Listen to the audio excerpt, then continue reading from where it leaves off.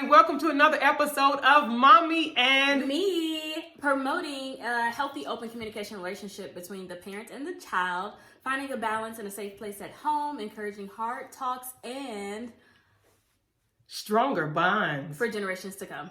Yes, so let's get started. We decided, based off some questions that we were getting back from last episode where we talked about sexual preference, and Shania allowed me to pull out of the box, and that's what the question was, where you see the infamous box, right? Bucket. Oh, I'm sorry, the bucket, the red bucket of her sexual preference. So we're going to turn the tables a little bit, so because it is Mommy and Me. So Mommy has some questions to ask Shania based off that episode. So if you haven't checked it out, make sure you go and click that episode. Be sure to like, share, subscribe, and follow us. Subscribe, hit the notification button. Yes. So let's just dig in real quick. It's the bell. The bell is the notification. Oh, it's the bell. It's the bell. You know what to do, so do it and share with someone, please. All right, Shania. First question.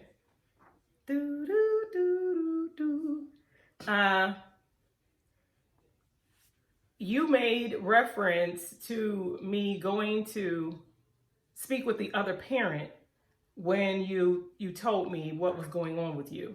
My question is, why didn't you think that I wouldn't want to go talk to the other parent and see the child? I didn't think that. I just thought it was me coming out to you, and she didn't get that chance. Okay, but because we didn't have a prior conversation of, I'm going to tell my mom this,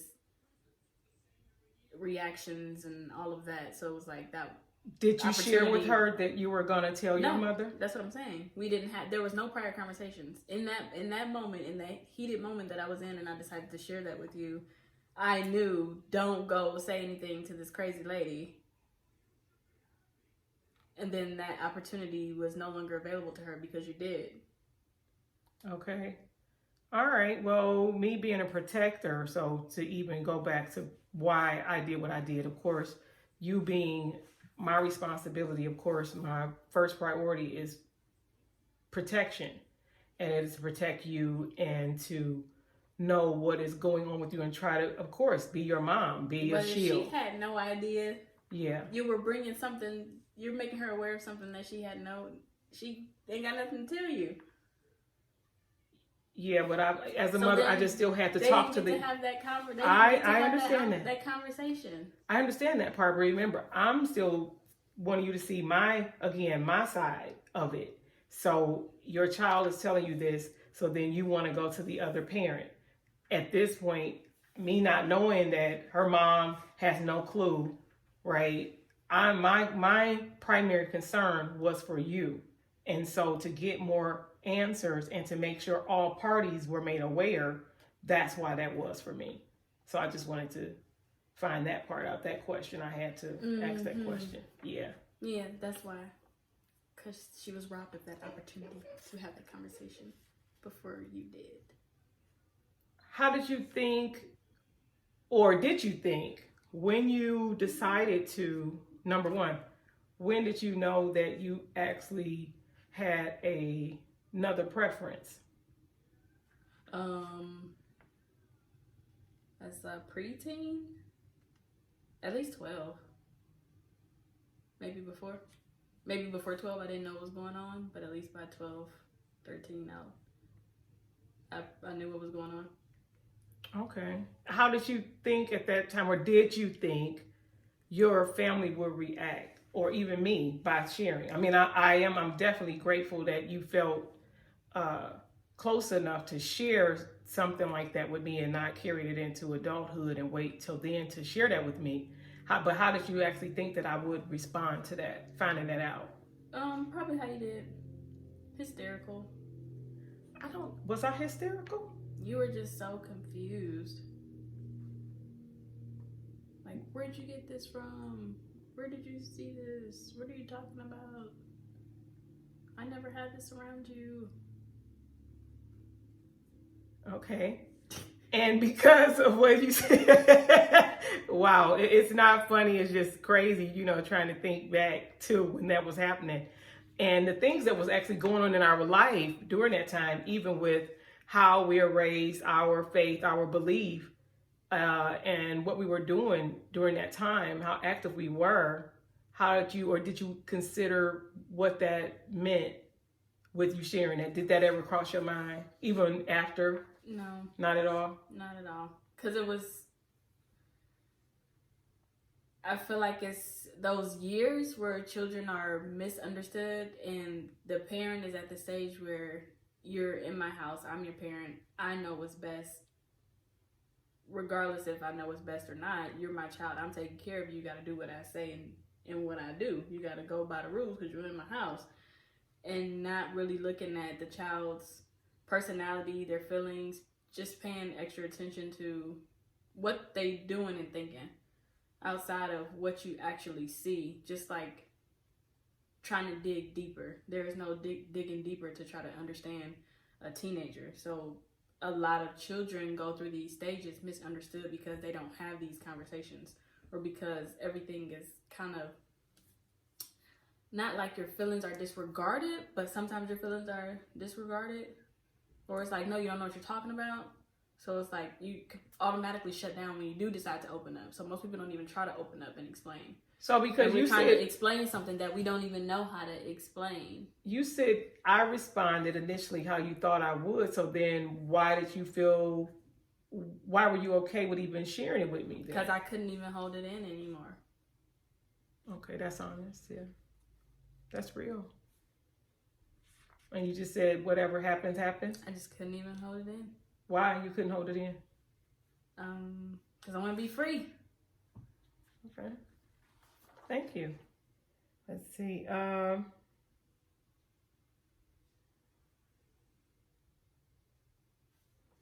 After that, after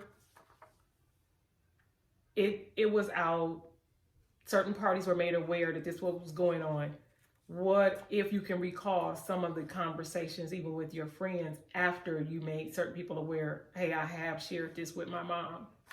Do you recall any of those conversations, and what was the feedback that you that you might have gotten? No, the only thing I can remember like verbatim is the girl who called me to tell me that she saw your car because she thought I was across the street.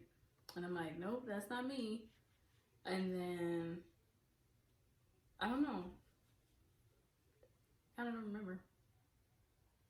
I don't remember any of my friends reacting anyway about my mom because they knew, or some of them knew, most of them knew. Anybody close to me kind of knew already. But I don't remember them being like, oh my God, what happened or what? I mean, I remember obviously telling the story. Like, oh yeah, to my mom, then she drove over there and told her mom. What was their reaction?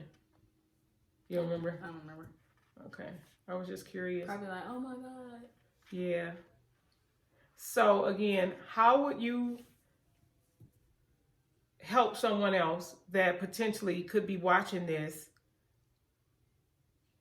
to be okay to have that conversation? And what would you even say to a parent who may be on the verge of watching this, not even knowing that these things are happening with their child? Because you just said, this is not how we operated. I don't believe I put you in the environment where you would have seen something like this. How can you help someone else that may be right now watching this, or someone that they know that could potentially be going through this, where they can share even this video with someone that they know and say, hey, here is that conversation between a mother and a daughter, and in our culture, because I believe in certain cultures it is viewed differently. Yeah, it's probably viewed as worse.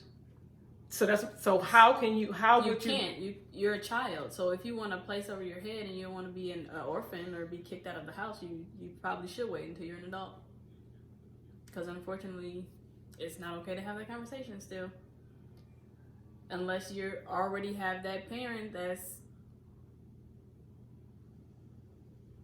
welcome arms and making it known like this is a safe environment in our home. You can't. So look at the camera, not at me. Talk to that person to that child or to someone who know that it's a youth in that position that has to feel that they have to wait. This has nothing to do, this is mommy and me. But right now, this is actually you talking to them to help that parent, that aunt, that uncle, that they know this is somebody who know what it feels like to be in a dark complexion, and you share that with them right now. A dark, light, it doesn't matter. The race, it doesn't matter. Look at them, talk to them. I'm looking. All right. It don't matter. Race has nothing to do with it. It's just preferences of your parents and their beliefs and how they were raised.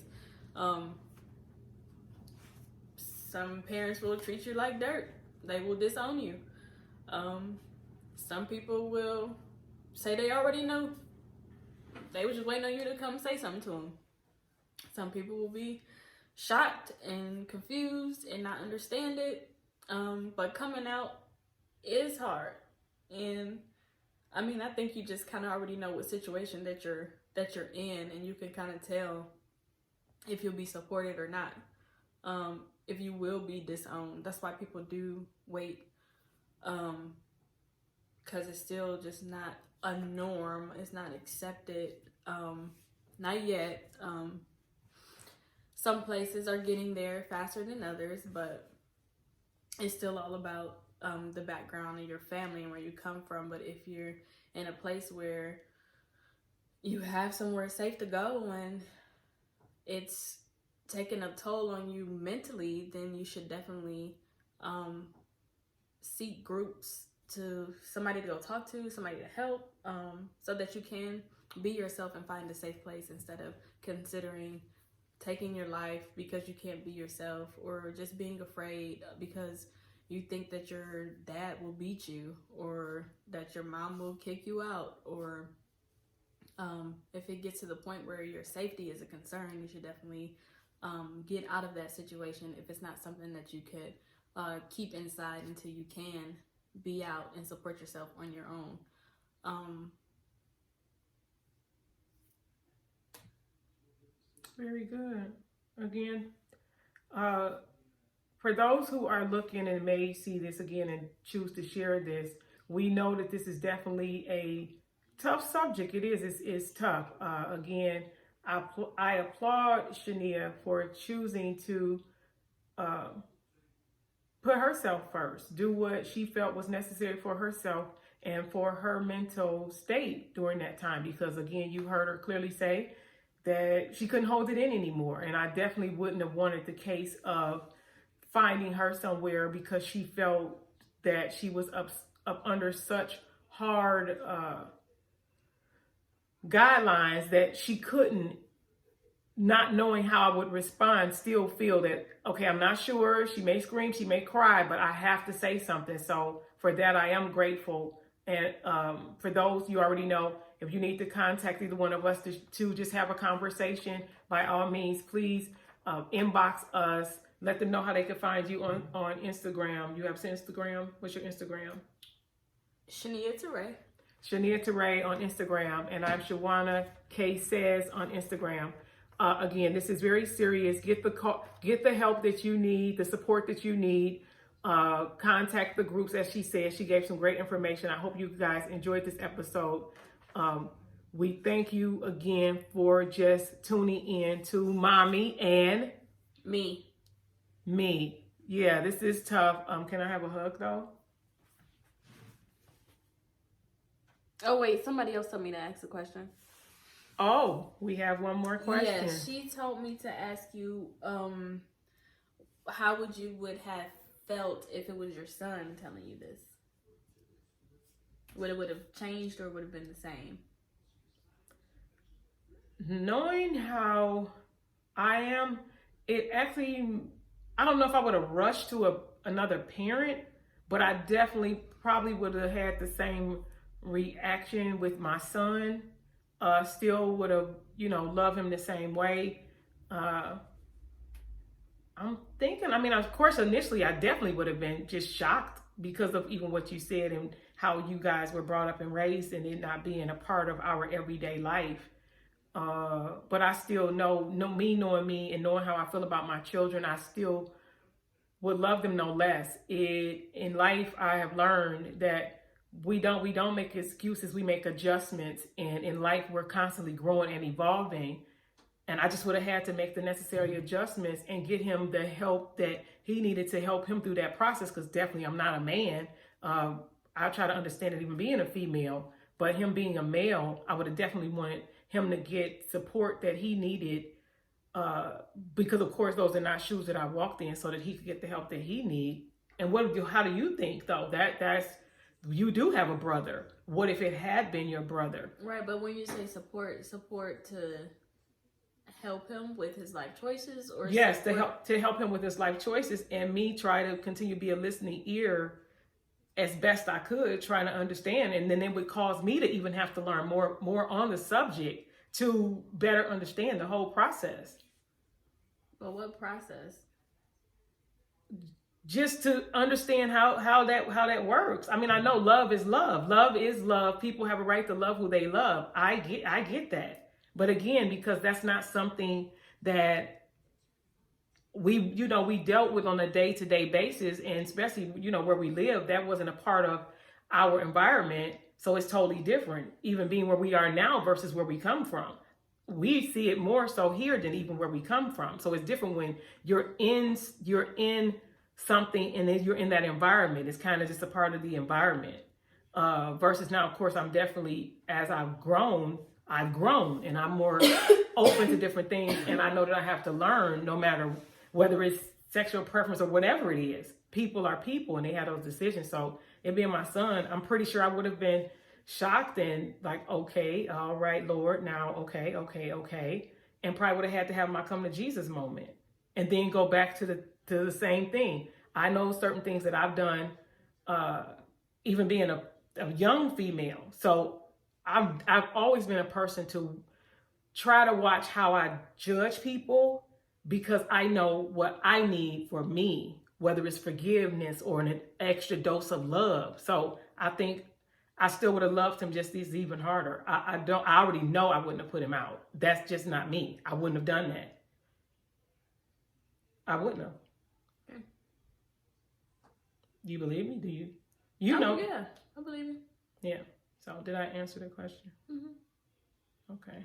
That was a good question. Whoever asked that question, thank you guys. So as you see, we're definitely bringing back the questions that you ask us in with the episode. So if it is even anything else regarding this one, by all means, let us know, and we will revisit it again, how we need to address this. So thank you for watching this episode of Mommy, and we will see you guys in the next episode.